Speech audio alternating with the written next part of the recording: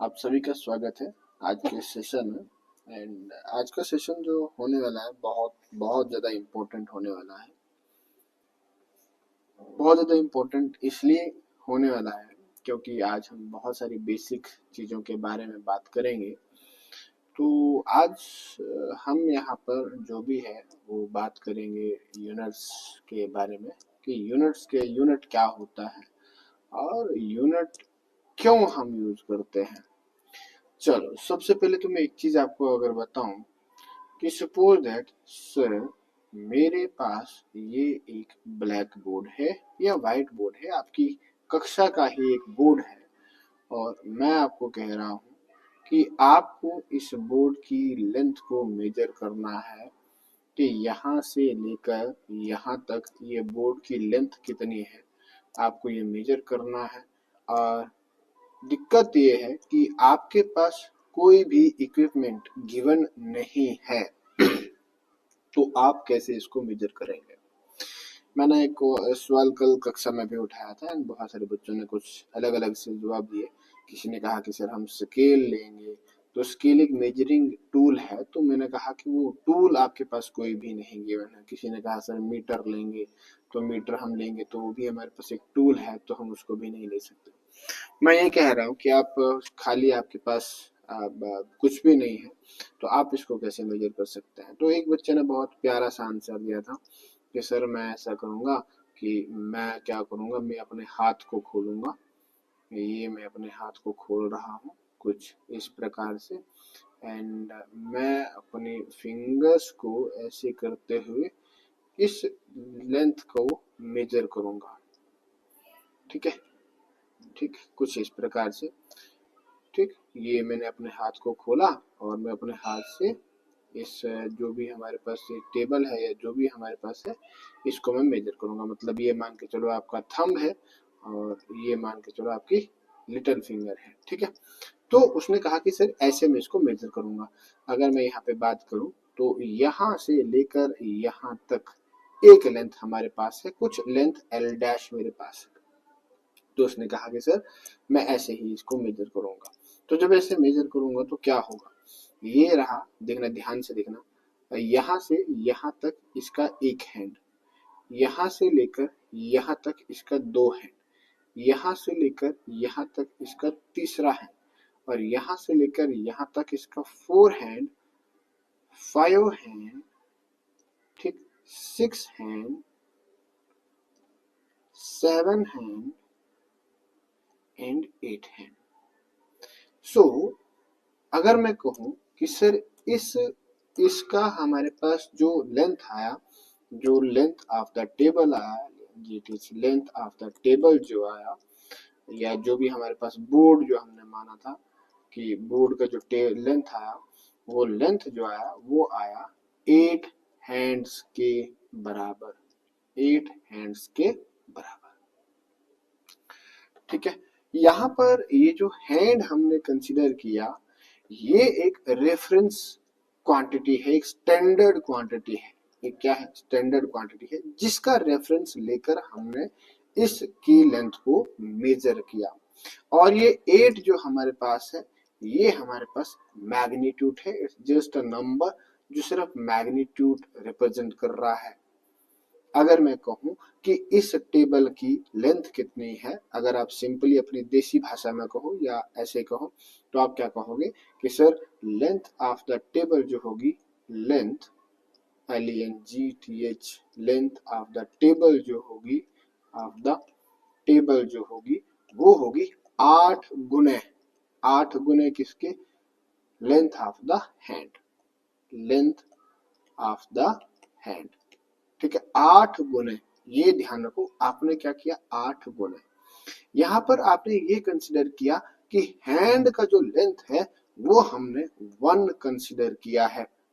कितना कंसिडर किया है, 1 कंसिडर किया है। ये हमेशा ध्यान रखना कि हमने यहाँ पर हैंड को कितना कंसिडर किया, 1 कंसिडर किया। तो ये 1 hand, 2 hand, 3 hand, 4 hand, 5 hand, 6, 7 and 8 hand. तो ये हमारे पास 8 हैंड के बराबर है। तो इस लेंथ का, ये जो लेंथ हमने यहाँ पर हैंड कंसिडर किया था कि टिप ऑफ द थंब से लेकर tip of the little finger तक, वो हमने यूनिट कंसीडर किया। यूनिट मतलब वन कंसीडर किया। कितना कंसीडर किया? वन कंसीडर किया। इसीलिए कहा जाता है कि एक जो हमारे पास यूनिट होता है, यूनिट का मैग्नीट्यूड हमेशा वन होता है, क्योंकि उसी के साथ हम बाकी चीजों को क्या कर रहे हैं? कंपेयर कर रहे हैं। एक्चुअली मैं क्या कर रहा हूं यहाँ पर, अगर मैं अपनी देसी भाषा में कहूं तो मैं यहाँ पे क्या कर रहा हूं? मैं हैंड का रेफरेंस लेकर, REFRENCE, रेफरेंस लेकर बोर्ड की, बोर्ड की लेंथ को मेजर कर रहा हूं। लेंथ को मेजर कर रहा हूं, मेजर कर रहा हूं। तो मेरे पास मेजर कर रहा हूं, तो मेरे पास यहां पर जो यूनिट बना, किसका? मैं हैंड का रेफरेंस ले रहा हूं। किसका रेफरेंस ले रहा हूं? हैंड का रेफरेंस लेकर, हैंड का रेफरेंस लेकर बोर्ड की लेंथ।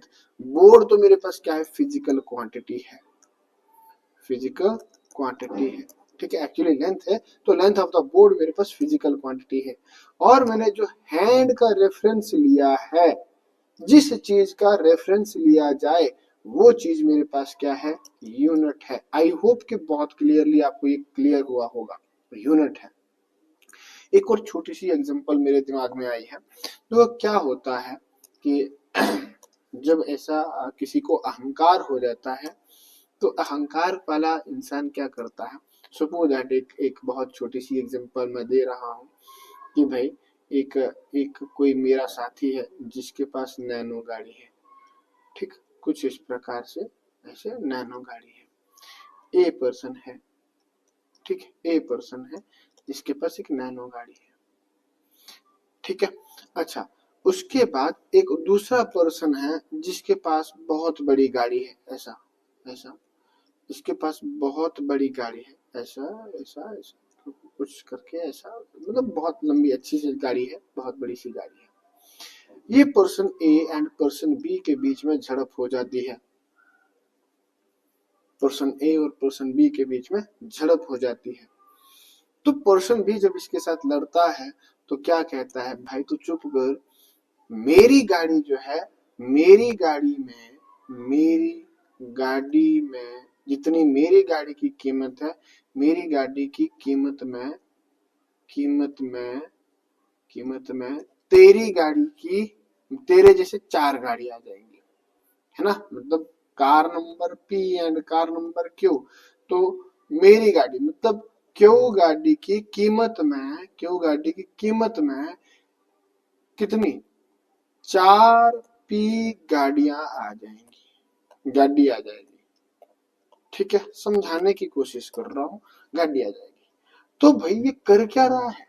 ये कंसीडर कर रहा है कि जो P अगर मैं 1 कंसीडर करूं तो इस Q की वैल्यू कितनी होगी? Q हो जाएगा 4 टाइम्स P, 4 टाइम्स P।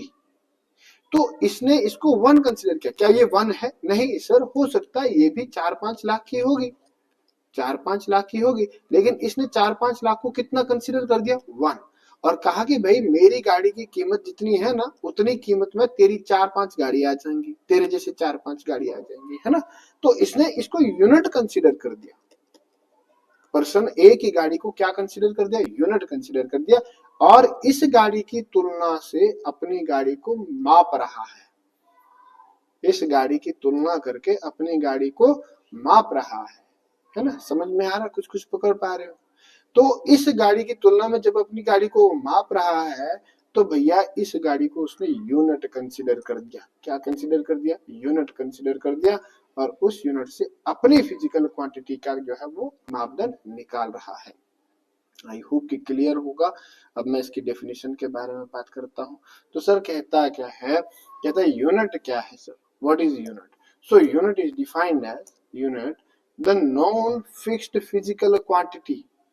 कोई भी फिक्स्ड फिजिकल क्वांटिटी, जैसे हमारे पास length of hand, length of hand वो नाउन है ना? जैसे गाड़ी हमने किसकी देखी? ए पर्सन की गाड़ी देखी, कार ऑफ ए पर्सन, है ना, ए पर्सन कार, ठीक है। तो उसको हम क्या कहेंगे, यूनिट कहेंगे। या फिर मैं ऐसे कह दूं कि sir is defined as the standard reference, है ना, it is defined as, it is defined as, defined as the standard reference, reference with which, with the help of which, with the help of which we can measure, we can measure the physical quantity, physical quantity, किसी भी physical quantity को हम major कर सकते हैं, ठीक है। तो उसको हम क्या कहेंगे, यूनिट कहेंगे। या फिर इसका दूसरा definition, the quantity used as standard, है ना, जिसको हम यूज कर रहे हैं, used as standard for measurement, किस लिए, मेजरमेंट करने के लिए, ठीक है। For example when we see that the length of a classroom is 8 meter, we compare the length, हमें ध्यान से देखो क्या बोल रहा है, we compare the length, हम कंपेयर कर रहे हैं, किसकी लेंथ को कंपेयर कर रहे हैं, length of the classroom with standard quantity of length, और वो क्या है, मीटर, ठीक है। तो लेंथ हमारे पास कितना बना, 8 मीटर बना। तो यहाँ पे ध्यान दीजिए कि फिजिकल क्वांटिटी जो हमारे पास बनी वो 8 मीटर के बराबर बनी। तो 8 मीटर हमारे पास क्या है, एक नंबर है, न्यूमेरिकल वैल्यू है, जो कि यहाँ पे बताया रहा है, ठीक है। और मीटर हमारे पास क्या है, यूनिट है, स्टैंडर्ड यूनिट है। और ये फिजिकल क्वांटिटी क्यों, हमारे पास फिजिकल क्वांटिटी है, एन नंबर है, और यू हमारे पास यूनिट है, ठीक है भैया। फॉर एग्जाम्पल अगर मैं बात करूं कि mass of iron rod, mass of iron rod 15 KG है, तो 15 क्या है, एक नंबर है जो सिर्फ क्या रिप्रेजेंट कर रहा है सर, मैग्नीट्यूड, MAGNITUD, मैग्नीट्यूड को रिप्रेजेंट कर रहा है। और केजी हमारे पास क्या है सर, यूनिट है, केजी क्या है, यूनिट है, स्टैंडर्ड यूनिट है, ओके। सो यहाँ पर जो 15 केजी है वो न्यूमेरिकल वैल्यू है, और जो हमारे पास केजी है वो स्टैंडर्ड यूनिट है। इसका मतलब कि मास ऑफ आयरन रॉड जो बना वो 15 गुना बना, किसके, जो भी हमने स्टैंडर्ड यूनिट लिया हुआ है, ठीक है भैया। अच्छा, अब अगर मैं बात करूं कि करेक्टरिस्टिक्स क्या है स्टैंडर्ड यूनिट्स की, कैसा कैसा होना चाहिए, तो भाई जो भी हम स्टैंडर्ड यूनिट ले रहे हैं उसकी कुछ प्रॉपर्टीज होनी चाहिए। जैसे कि पहली प्रॉपर्टी अगर मैं बात करूं कि भाई वो बहुत वेल डिफाइंड होना चाहिए, ठीक है, इस कंसेप्ट शुड बी क्लियर, बहुत क्लियरली वो डिफाइन होना चाहिए। दूसरा कि भाई it should not change from under physical condition, physical condition मतलब जैसे कि अगर मैं बात करूं कि सपोज दैट सुबह तुमने एक राइस लिया, राइस लिए तुमने, कितने 1 kg राइस लिया, और सुबह में टेम्परेचर जो आपका था वो था 25 डिग्री सेल्सियस, ठीक है। अब वही राइस जब आप दोपहर में कैलकुलेट कर रहे हैं, दोपहर में आप उसका मेजरमेंट कर रहे हैं, और दोपहर में आपका टेम्परेचर हो गया 30 डिग्री सेल्सियस, तो दोपहर में भी वो 1 kg ही होना चाहिए। कि फिजिकल कंडीशन बदली, टेम्परेचर बदला, 20-25 से 30 तक बदल रहा है, तो ऐसा नहीं है कि ये भी हमारे पास 1 किलो से 1.5 किलो हो जाए, ऐसा नहीं होना चाहिए। ये हमारे पास 1 किलो है तो दिन को भी 1 किलो होना चाहिए, चाहे मैं रात को करूं, चाहे टेम्परेचर इसका बहुत कम कर दूं, 0 डिग्री सेल्सियस में करूं, तब भी ये 1 किलो ही होना चाहिए। तो वही कह रहा है कि फिजिकल कंडीशन चेंज होने से, जैसे कि टेम्परेचर, प्रेशर, स्ट्रेस वगैरह वगैरह, अगर ये चेंज हुआ तो हमारे पास ये भी चेंज नहीं होना चाहिए, वो सेम रहना चाहिए, ठीक है भैया। अच्छा, कि it should be suitable size, ना ही बहुत बड़ा होना चाहिए, ना ही बहुत ज्यादा छोटा होना चाहिए। उदाहरण के तौर पे अगर हमारे पास एक टेबल है, मान के चले कि सर एक ये टेबल है, और इस टेबल की मेजरमेंट को आपको करना है, ठीक है। अगर टेबल छोटा है तो आप स्केल से भी कर सकते हैं, लेकिन अगर टेबल बहुत बड़ा है तो आप यहाँ पे थोड़ी ना वो, मतलब क्या बोलते हैं उसको, जो इंजीनियर्स फीता लेके घूमते हैं उसको थोड़ी ना खोलोगे यहाँ पर इतना लंबा फीता। आप या तो क्या करोगे, इसको मीटर से मापोगे, या तो फिर आप इसको स्केल से मापोगे। ना ही बहुत ज्यादा बड़ा यूनिट होना चाहिए, ना ही बहुत ज्यादा छोटा यूनिट होना चाहिए। अगर इसकी एग्जांपल, एक और एग्जांपल मैं दूं, तो क्या कहता है कि सर जैसे मान के चलो, सपोज दैट आप 1 kg राइस जो है वो मेजर करना चाहते हैं, यहाँ पर आपके पास बहुत ज्यादा ढेर है, एक राइस का ढेर है, और आप यहाँ से 1 kg राइस जो है वो कैलकुलेट करना चाहते हैं, आप निकालना चाहते हैं। यहाँ पर साइड पर 1 kg राइस आपको निकालने हैं। तो वो 1 kg आप कैसे निकालोगे? आपके पास एक एक एक टूल दिया हुआ है, एक टूल दिखा है ना आप लोगों ने, आई थिंक कि आपने देखा होगा पुराने जमाने में जो दुकानों पर होते थे। ठीक है, मान के चलो कि वो 10 kg का है। आप 10 kg का यूनिट आपके पास गिवन है, तो उससे क्या आप 1 kg मेजर कर पाओगे? कर लोगे, लेकिन बहुत मुश्किल होगा। पहले 10 kg कैलकुलेट करो, फिर उसके 10 अलग अलग भाग करो, और 10 के 10 भाग जो होने चाहिए वो क्या होने चाहिए? बराबर होने चाहिए। तो फिर जो एक भाग जो आएगा वो आपका क्या होगा? 1 kg के बराबर होगा। तो ये बहुत किचकिच वाला काम है कि 10 kg से मुझे 1 kg को मापना है। या मान के चलो कि 10 ग्राम का, जैसे सुनियार के पास होता है ना, 10 ग्राम का एक पैसा होता है, तो 10 ग्राम का एक यूनिट आपके पास गिवन है। यूनिट 10 ग्राम का एक यूनिट आपके पास है, तो उससे आप क्या करना चाहते हैं? 1 kg को मापना चाहते हैं। 10 ग्राम का यूनिट है तो उससे मापना चाहते हैं। तो 10 तो भाई कितनी बार? 100 बार मेजर करना पड़े। तो ये भी बहुत ज्यादा किचकिच वाला काम है, ताकि जब तक 1000 ग्राम ना हो जाए, है ना, तो 100 बार मेजर करना होगा। तो इसका मतलब ना ही बड़ा होगा तब भी मेरे को दिक्कत रहेगी, अगर बहुत ज्यादा छोटा होगा तो तब भी मेरे को दिक्कत रहेगी। तो वही कह रहा है कि भाई सुटेबल साइज का होना चाहिए। कैसा होना चाहिए?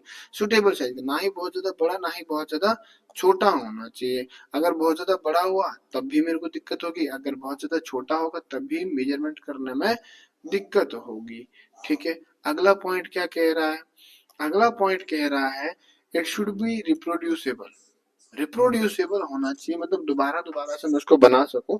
ऐसा सिस्टम होना चाहिए कि मैं उसको अगर कहीं पर भी मेरे पास खराब हो जाए या टूट जा रहा है या कुछ भी हो रहा है तो मैं उसको इजिली बना सकूं।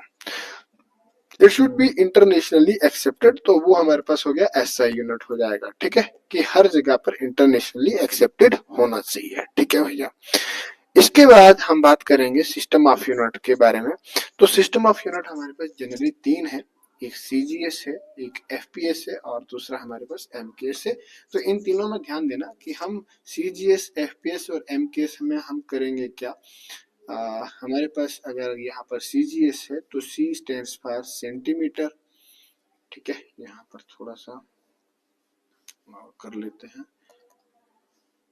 सी जी एस। ठीक है, ये सारे के सारे बात कर रहे हैं मास, लेंथ और टाइम के साथ। इसके बाद ये क्या लिखा है मैं ये बाद में आपको बताता हूँ, मास, लेंथ और टाइम, सीजीएस। उसके बाद है हमारे पास एफ पी एस, उसके बाद है हमारे पास एम के एस। सीजीएस सिस्टम में लेंथ को जो मापा जाता है वो मापा जाता है सेंटीमीटर में। जी, मास को जो मापा जाता है वो मापा जाता है ग्राम्स में। और एस, टाइम को जो मापा जाता है वो मापा जाता है सेकंड्स में। ठीक है, सीजीएस सिस्टम। एफपीएस सिस्टम में जो लेंथ है वो मापी जाती है फुट में। ठीक है, फुट में। ठीक है, 1 foot, 2 foot, 3 foot, 4 foot. P जो है, मास जो है, उसको मापा जाता है हमारे पास पाउंड में, कि 1 पाउंड का केक, 2 पाउंड का केक, है ना। एस, टाइम को मापा जाता है सेकंड्स में। ठीक है, एम के सिस्टम ऑफ यूनिट। एम के सिस्टम ऑफ यूनिट क्या है कि सर मास को जो मापा जाता है, मास को जो मापा जाता है वो मापा जाता है हमारे पास केजी में। सॉरी, मास थोड़ी ना है, वो तो पहले में लेंथ है। ठीक है, एमकेएस में लेंथ को जो मापा जाता है वो मापा जाता है मीटर में, मास को जो मापा जाता है वो मापा जाता है केजी में, और टाइम को जो मापा जाता है वो मापा जाता है सेकंड्स में। ठीक है, अब हम यहाँ पर बात करते हैं। तो हमारे पास सीजीएस सिस्टम ऑफ यूनिट, सबसे पहले कि इस सिस्टम ऑफ यूनिट में हम बात करते हैं, लेंथ को मापते हैं सेंटीमीटर में, मास को मापते हैं ग्राम में, एंड टाइम को मापते हैं सेकंड्स में, जो कि मैंने पहले ही कहा। ये दिया था फ्रेंच साइंटिस्ट ने, मैट्रिक सिस्टम का एक्सटेंशन ही था, और ये आया था 19 सेंचुरी के दौरान, लगभग 1830 से 1870 में इसको सीजीएस सिस्टम और फ्रेंच ने लाया था ये, ठीक है। उसके बाद हमारे पास फ्रेंच का रेवोल्यूशन जब खत्म हुआ, जब फ्रेंच का आर्मी जो था वो मतलब हिस्ट्री जो आपने पढ़ी होगी, तो फ्रेंच रेवोल्यूशन जब खत्म हुआ था उसके बाद हमारे पास ब्रिटिश रेवोल्यूशन आया था। तो एफपीएस सिस्टम ब्रिटिश का था और इसमें लेंथ को फुट में हम मापते थे, मास को पाउंड में और टाइम को हमारे पास सेकंड में मापते थे। ये 18वीं शताब्दी में आया, लगभग 1700 से 1800, ठीक है। उसके बाद एमके सिस्टम आया, इसको हम लेंथ को मीटर में मापते थे, मास को हम केजी में मापते थे एंड टाइम को हम सेकंड्स में मापते थे। ये 19वीं शताब्दी में आया था, लेट 19 में आया था और यूरोपियन साइंटिस्ट था मैट्रिक सिस्टम ऑफ इम्प्रूव करने के लिए आया था। मैट्रिक सिस्टम को इम्प्रूव किया जाए, मैट्रिक सिस्टम मतलब 10 की पावर में जो भी लिखा जाता है उस सिस्टम को इम्प्रूव करने के लिए लाया गया था। उसके बाद SI system of unit, SI system of unit जो हमारे पास है चौथा जो है वो एमकेएस का ही मॉडिफाइड फॉर्म जो है वो एसआई सिस्टम ऑफ यूनिट है। जहां पर एसआई सिस्टम ऑफ, यहाँ पर लिखा है कि extension version of MKS system of unit. और ये बनाया क्यों गया, ये इसलिए बनाया गया क्योंकि इंटरनेशनल सिस्टम ऑफ यूनिट हमारे पास नहीं था। होने क्या लगा, जैसे मान के चलो कि अमेरिका में जो भी हमारे पास मेजरमेंट साइंटिस्ट लोग काम कर रहे हैं, उनकी मेजरमेंट जो है वो इंडिया के साइंटिस्ट के साथ जो थी वो मेजर मैच नहीं खा रही थी। और इंडिया का रशियंस के साथ रशियन का नेपोलियंस के साथ है, किसी भी कहीं पर भी हमारे पास आसपास में, मतलब हर एक साइंटिस्ट की हर एक जगह पर, साइंस तो हर जगह पर सेम है, लेकिन बात यह रही थी कि जो वैल्यूज थी, जो कैलकुलेशंस थी, वो कहीं पर भी हमारे पास सेम सेम नहीं बैठ रही थी। जो एक कैलकुलेट करता था दूसरे के लिए वो गलत हो जाता था। तो उन्होंने ये देखा कि भैया ये गड़बड़ जो है ये क्या है, सिर्फ सिस्टम ऑफ यूनिट की वजह से गड़बड़ आ रही है, तो हम क्यों ना ऐसा सिस्टम बनाए जो हर जगह पर एक ही रहे, जो हर जगह पर मतलब एक ही सिस्टम ऑफ यूनिट हम कंसिडर करें। तो इसीलिए एमके सिस्टम को एसआई सिस्टम में तब्दील करना पड़ा। तो ये 1960 में हुआ था जनरल कॉन्फ्रेंस, जहां पर वेट मेजरमेंट्स में हुआ।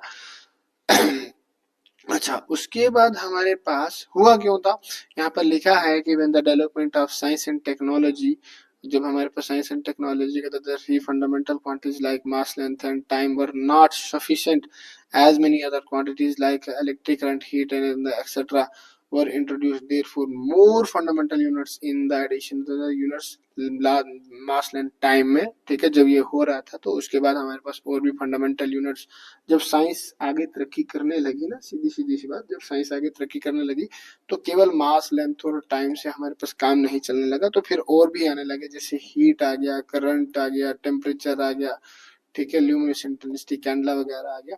दस MK system was modified with the addition of 4 other fundamental quantities, ठीक है। तो 4 नई फंडामेंटल क्वांटिटीज आई। आई होप कि आपको फंडामेंटल क्वांटिटीज है ना क्या होता है उनको पता होगा, और 2 सप्लीमेंट्री क्वांटिटीज आ गई, ठीक है।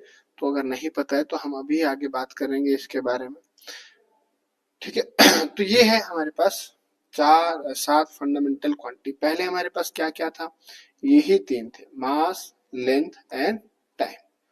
लेकिन जब हमारे पास साइंस की भूख बढ़ने लगी, हरे कृष्णा, जब साइंस की भूख बढ़ने लगी तो 4 और फंडामेंटल क्वांटिटी इसमें जोड़ दी गई, जहां पर हमारे पास length, mass, time, temperature, current, luminous intensity and amount of substance था।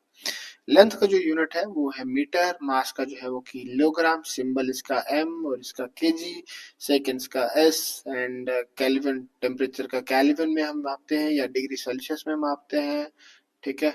करंट को हम एम्पियर में मापते हैं और ल्यूमिनस इंटेंसिटी को हम कैंडेला में मापते हैं। ल्यूमिनस इंटेंसिटी क्या हो गया कि ब्राइटनेस, है ना, कितना अच्छे से दिखाता है। अमाउंट ऑफ सब्सटेंस मोल हमारे पास है। अगर दूसरी ये चीज है कि plane angle and solid angle क्या होते हैं, तो ये चीज थोड़ा सा समझना गड़बड़ है।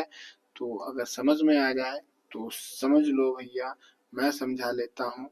क्या है कि भाई देखो, प्लेन हमारे पास क्या होता है, ठीक है। अरे क्या कर रही हूँ मैं, ठीक, ओके।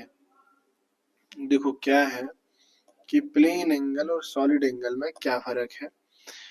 अच्छा देखो, एंगल क्या होता है, पहली बात तो एंगल क्या होता है, अगर मैं इसको थोड़ा सा यहाँ से इसका रेडियस मान के चलूं, और ये इतना मोटा रेडियस कहाँ पर मान के चलूं इसको, ये अगर ये इसका रेडियस है और ये हमारे पास है थोड़ा सा बड़ा करना पड़ेगा भाई। देखो प्लेन एंगल और सॉलिड एंगल में क्या अंतर है, मैं भी आपको पूरा कर देता हूँ। देखो ये हमारे पास प्लेन एंगल, सीधी सीधी बात करूं तो 2 डायमेंशनल एंगल को ही हम प्लेन एंगल कहते हैं। तो यहाँ पर हमारे पास क्या है, ये एक एंगल सबटेंड हो रहा है यहाँ पर, ये एंगल, ठीक है। This is point O, suppose that this is point A and this is point B। तो 2 डायमेंशनल एंगल है, ध्यान से देखो, देखने में ही पता चल रहा है कि 2 डायमेंशनल एंगल है, और इस एंगल को हम डिनोट करते हैं थीटा से, and this is known as radian. इसको हम क्या कहते हैं सर, रेडियन कहते हैं। और थीटा जो हमारे पास होता है वो होता है arc upon radius. Arc upon radius आपने 10th में पढ़ा होगा, इसका मतलब थीटा होता है ए बी। आर्क क्या है यहाँ पर, ए बी, ए से लेकर यहाँ से लेकर यहाँ तक, और रेडियस हो गया हमारे पास ओ ए, या फिर हमारे पास हो गया ओ बी। इसका उतना गड़बड़ नहीं है, इसका उतना कोई दिक्कत नहीं है, ठीक है। थीटा को समझना उतना ज्यादा मतलब गड़बड़ वाला बात नहीं है, बात है स्टाडियन को समझना। स्टाडियन क्या होगा, सपोज दैट ये आपके पास एक तरबूजा है, तरबूजा खरीदा होगा आपने, ठीक है। जब आप तरबूजा खरीदने जाते हो तो आप तरबूजा खरीद के लाते हो, तो आप क्या बोलते हो, भैया इसको जरा चेक करके बताओ। तो भैया इसको प्रॉपर यहाँ से ऐसे काटते हैं, ठीक है। जब इसको यहाँ से ऐसे काटते हैं तो बाहर जब इसको निकालते हैं, ध्यान से सुनना, जब इसको बाहर निकाला तो यही पोर्शन कट के कैसा निकलता है, यही पोर्शन कट के कुछ इस टाइप का निकलता है ना। ये पीछे वाला पोर्शन यहाँ पे है और ये वाला यहाँ पे है। कि अगर मैं इन लाइंस को आगे ड्रॉ करूंगा तो ये लाइंस कैसी रहेंगी हमारे पास, कैसी दिखेंगी ये लाइंस, ये लाइन ऐसे दिख रही है, यहाँ से ये लाइन जो पीछे से जा रही है वो ऐसे दिख रही है, यहाँ से ये लाइन ऐसे आ रही है, और एक लाइन ऐसे पीछे से जा रही है ऐसे, ठीक है, ऐसे जा रही है। तो यहाँ पर ये जो एंगल बन रहा है, ये जो एंगल बन रहा है, अरे बहुत मोटा ले लिया भाई, ये जो 3 डायमेंशन में एंगल बन रहा है, ये और ये जो एंगल बन रहा है, ठीक है। नीचे तो हमारे पास ये हो गया कि वाटरमेलन का जो हमारे पास रेड कलर का है, ठीक। लेकिन यहाँ पर ये जो एंगल बन रहा है ना, इस एंगल को सॉलिड एंगल है। कौन सा एंगल है, सॉलिड एंगल है। इस एंगल को हम कहते हैं steradian, this, and this angle is written by या रिप्रेजेंटेड बाय ओमेगा। इस एंगल को हम कहेंगे क्या sir, solid angle, solid angle, या यूं कह दें कि सर 3D में ये जो एंगल हो रहा है इस एंगल को हम स्टाडियन कहते हैं।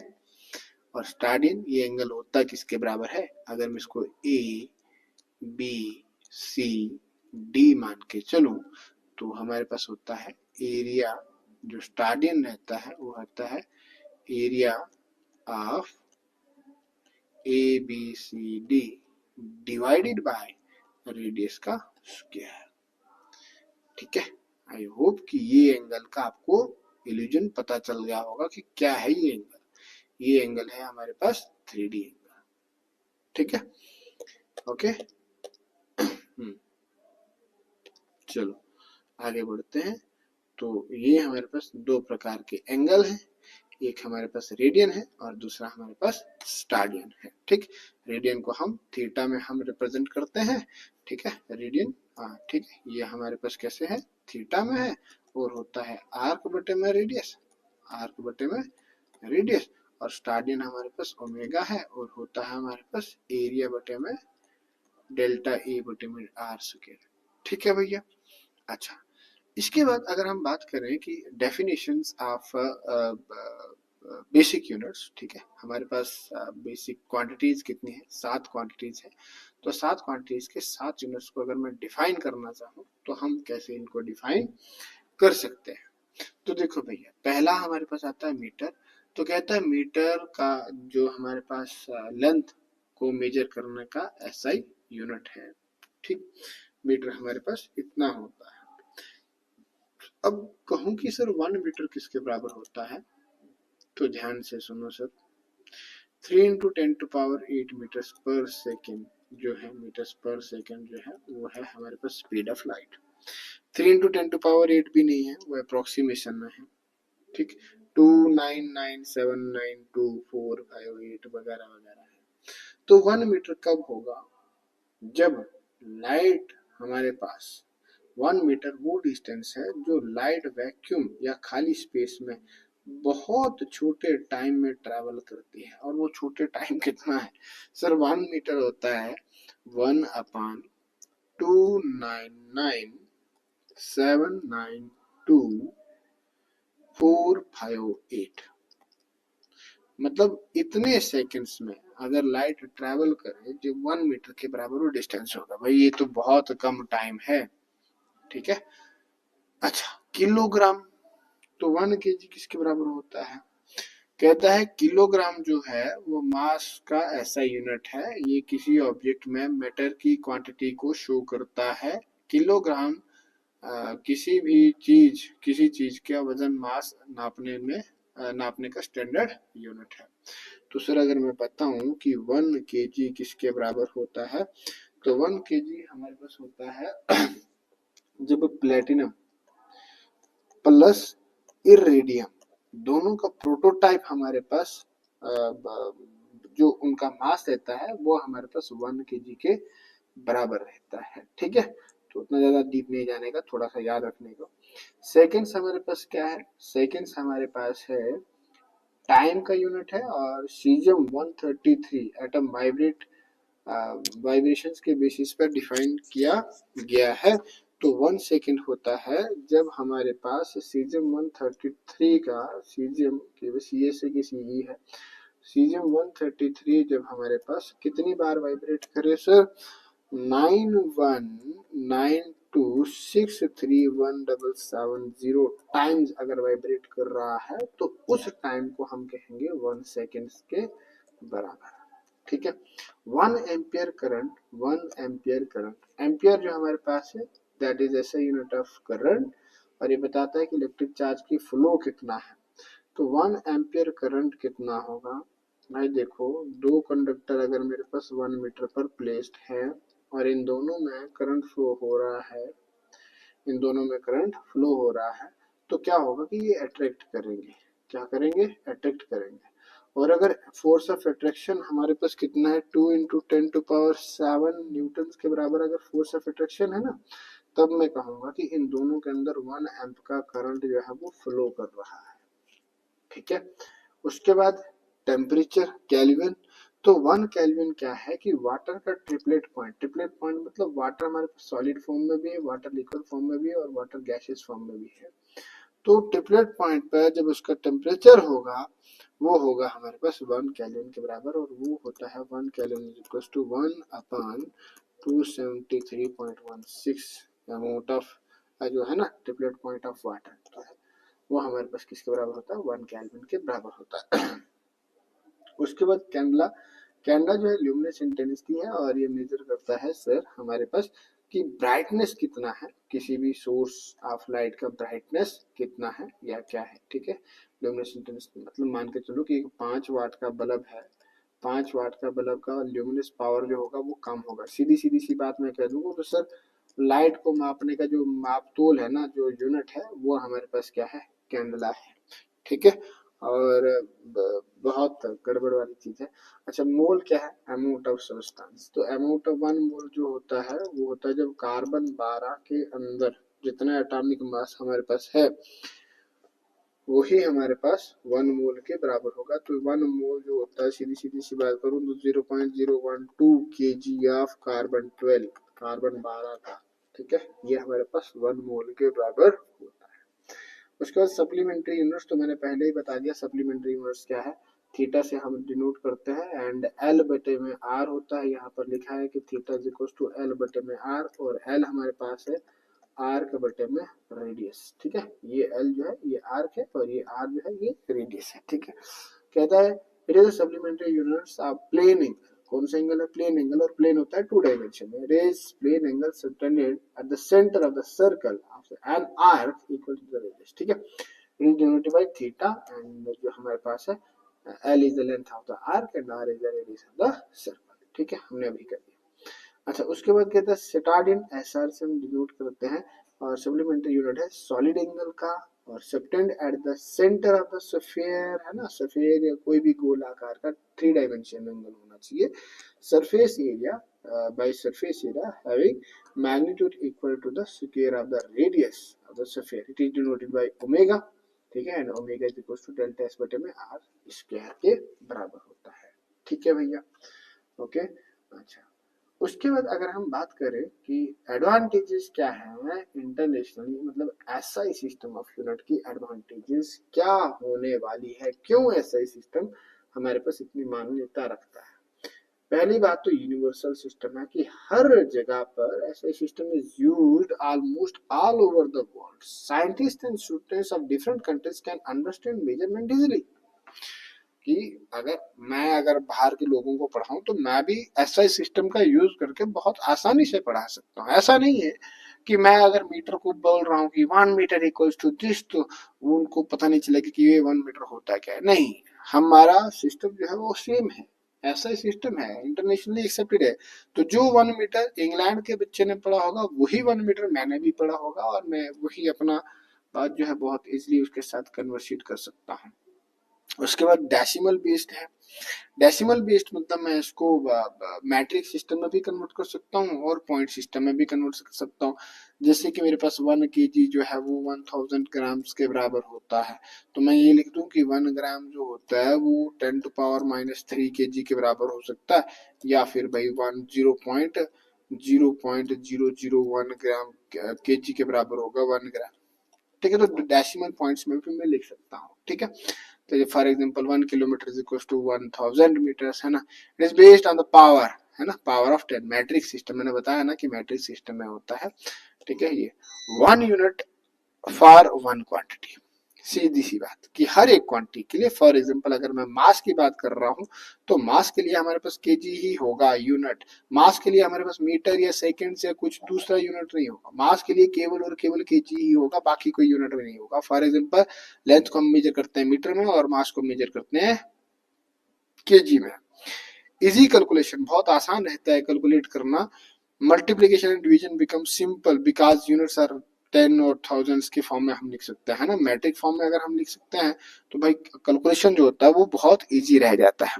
कोहेरेंट सिस्टम है, कोहेरेंट सिस्टम मतलब derived units are obtained directly from the fundamental unit without extra factor, कोई भी एक्स्ट्रा फैक्टर है। फॉर एग्जांपल अगर मैं फोर्स की बात करूं तो किलोग्राम मीटर्स पर second square, force is equal to mass into acceleration, है ना, this is acceleration and this is mass, तो ये हमारे पास बहुत आसानी से इसका यूज हो सकता है, बहुत आसानी से ये ड्राइव हो सकता है। इंटरनेशनली एक्सेप्टेंस, हर जगह पर सेम यूनिट होगा accept in science, engineering, industries, medicine and trade world wide, ठीक है भाई, सीधी सी बात है। तो ट्रेड करने में ही तो ऐसे सिस्टम के बड़ा योगदान है, ठीक है, ओके। तो ट्रेड जब कर रहे थे ना तो थोड़ा गड़बड़ हो जाता था, तो इसलिए उन्होंने कहा कि भाई ट्रेड इस भाषा में किया जाए, ऐसे यूनिट में किया जाए कि हर जगह पर वो एक्सेप्टेंस हो, ठीक है। चलो अभी हम उसके बारे में बात नहीं करेंगे, आगे चलते हैं। एक्यूरेट एंड स्टैंडर्डाइज, ठीक है, बहुत कंफ्यूजिंग नहीं है, it reduces confusion cause by different local system like FPS और सीजीएस। जैसे अगर कोई एफपीएस में कैलकुलेट कर रहा हो और कोई सीजीएस में कैलकुलेट कर रहा हो तो बहुत ज्यादा कंफ्यूजन होगी, ठीक है, क्योंकि दोनों की वैल्यूज बराबर मैच नहीं करेंगे तो थोड़ा दिक्कत रहेगा, ठीक है। सुटेबल फॉर साइंटिफिक वर्क, बहुत अच्छा है, ठीक है, बहुत बड़ी बड़ी कैलकुलेशन, बहुत छोटी कैलकुलेशन जो भी हमारे पास है तो हम मैट्रिक सिस्टम बहुत आसानी से कर सकते हैं, ठीक है। अच्छा, कुछ इंपॉर्टेंट यूनिट है, ये थोड़ा सा ध्यान देना। कुछ इंपॉर्टेंट यूनिट है, some important units of length. 1 micron जो होता है 10⁻⁻6 मीटर के बराबर होता है, 10⁻⁴ मीटर। ये ऐसे है 10⁻⁻6 मीटर है, या है 10⁻⁴ मीटर। ऐसा नहीं लिख देना कि सर 10⁻6 मीटर, नहीं, ऐसा नहीं है, ठीक है। 1 एमस्ट्रॉन्ग जो है, 1 एमस्ट्रॉन्ग जो है वो हमारे पास है 10⁻10 मीटर, ये ऐसे है, या फिर 10⁻8 सेंटीमीटर ऐसे है, ठीक है। 1 फर्मी जो है ये है 10⁻15 मीटर, है ना। साइज ऑफ द एटम को हमारे पास कैलकुलेट करने के लिए यूज होता है। 1 फर्मी जो है वो है हमारे पास 10⁻15 मीटर, ठीक है। 1 लाइट ईयर, 1 लाइट ईयर जो हमारे पास है 9.46 इंटू 10⁻15 मीटर के बराबर है, ठीक है। पारसेक जो हमारे पास 3.26 लाइट ईयर के बराबर है। सबसे बड़ा यूनिट जो हमारे पास मेजरमेंट ऑफ लेंथ का वो है परसेक, PARSEC, परसेक, ठीक है भैया। कोई पूछे कि सबसे बड़ा यूनिट कौन सा है, तो परसेक है। कुछ बच्चे बोलते हैं कि नहीं सर लाइट ईयर है, तो लाइट ईयर नहीं है। अच्छा, किलोग्राम, अगर 1 किलोग्राम अगर बात करूं तो वो किसके बराबर होता है, देखिए ये हमारे पास कौन सा है, MK सिस्टम है। और ये हमारे पास कौन सा किस सिस्टम में बात कर रहा है, मास के बारे में अगर मैं बात कर रहा हूँ तो मास किसके बारे में, ये कौन सा सिस्टम में बात कर रहा है, ये FPS सिस्टम में बात कर रहा है, क्योंकि वहीं पर पाउंड की बात आई थी और यहाँ पे किलोग्राम। पाउंड और ग्राम, मतलब ये हमारे पास FPS सिस्टम है और ये हमारे पास CGS सिस्टम है, CGS सिस्टम, ठीक है। किलोग्राम एंड ग्राम, ठीक है। तो ये कुछ वैल्यूज, ये 10⁻³ ग्राम है सर, ठीक है, 10⁻² ग्राम, ठीक। 1/10 देखिए वगैरह वगैरह, ठीक है, ओके, बढ़िया। यहाँ से ये थोड़ा सा देख लेना, ओके। एक और चीज मैं यहाँ पर कहना चाहूंगा कि हमारे पास जो कुछ इम्पोर्टेंट सिंबल्स अक्सर बच्चों को प्रॉब्लम करते हैं, ठीक है, तो मैं वो ड्राइव कर लेता हूँ। ऐसा है, अरे भाई कैसा है,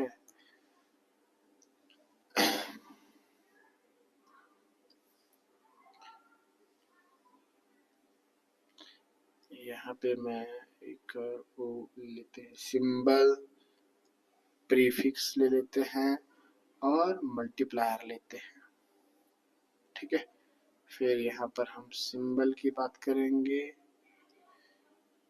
ठीक है, प्रीफिक्स और मल्टीप्लायर, ठीक है।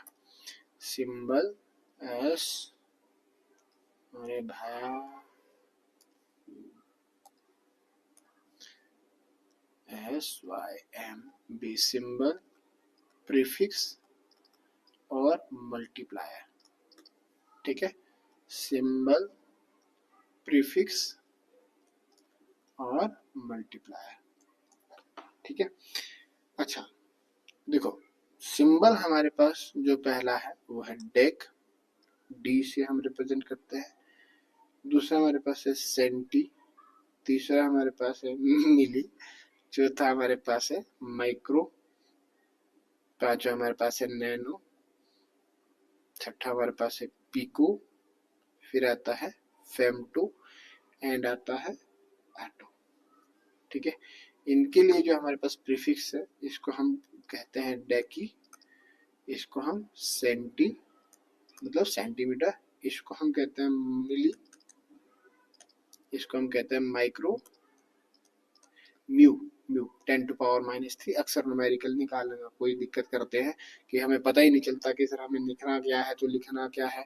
इसको हम कहते हैं नैनो, और नैनो को पावर कितना होता है वो भी हम बात करेंगे। इसको हम कहते हैं पिको, इसको हम कहते हैं फेमटो और इसको हम कहते हैं एटो।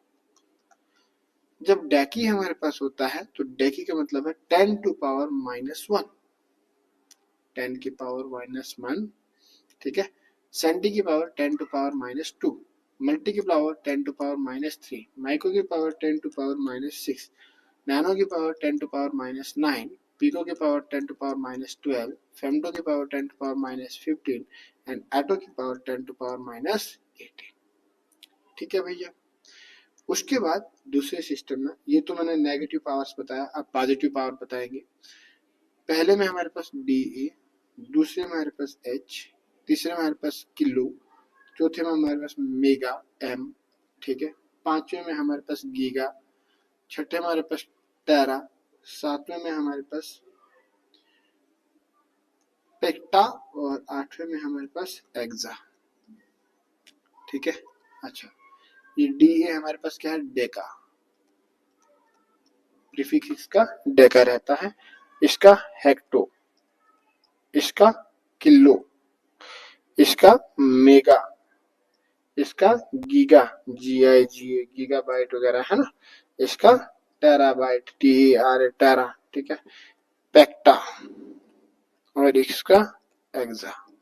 अच्छा, इसकी पावर कितनी रहती है, पहले वाले की डेगा की power 10 to power 1, 10 to power 2, 10 to power 3, 10 to power 6, 10 to power 9, 10 to power 12, इसकी 10 to power 15 and 10 to power 18, ठीक है। ये रहा हमारे पास कुछ वैल्यूज, जहां पर आपको पता ना चले तो बता देना, ठीक है, बहुत आसानी से। आई होप कि यूनिट्स आपको क्लियर हुए होंगे, यूनिट क्या कहता है क्या नहीं है, क्यों ऐसा सिस्टम की जरूरत पड़ी, है ना, ठीक है। तो कर लेना इसको बहुत अच्छे से। कहीं पर अगर कोई दिक्कत हो, कोई परेशानी हो तो बहुत आसानी से पूछ लेना। मैं इसको बंद करता हूँ, मिलते हैं नेक्स्ट सेशन में, तब तक के लिए बाय बाय।